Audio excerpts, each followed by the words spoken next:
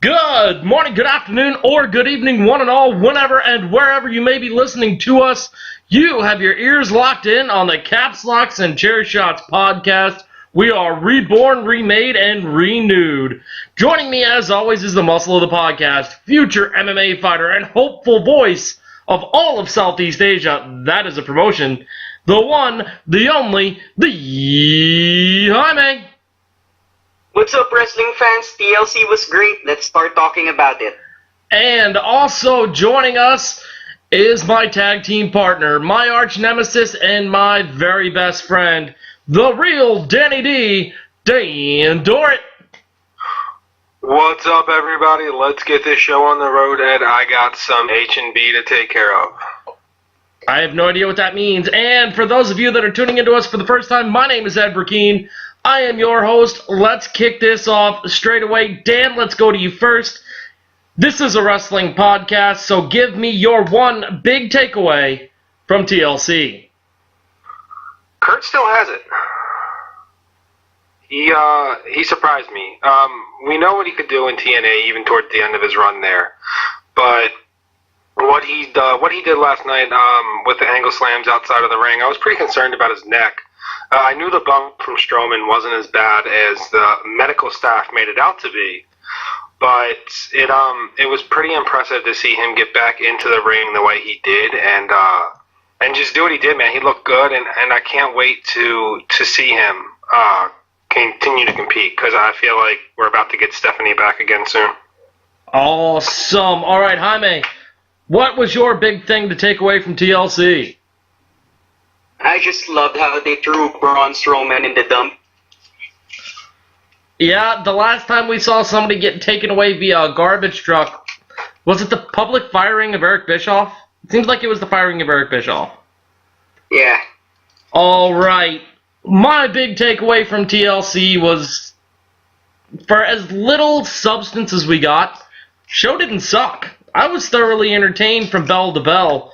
I enjoyed it pretty much. So, we're going to bring you some brand new stuff here on the Caps, Locks, and Chair Shots podcast. One of these new things is coming from our own Dan Dorrit. It's going to be his Hot Girl of the Show. Now, his Hot Girl of the Show is sponsored by Tilda's Tit Emporium in beautiful Brest, Virginia. For all of your gentlemen's club needs, go to Tilda's Tits Emporium. Dan, who is your Hot Girl of the Show? Now let's talk about Kate Upton, because she's still relevant, because Verlander's still relevant with the MLB playoffs going on.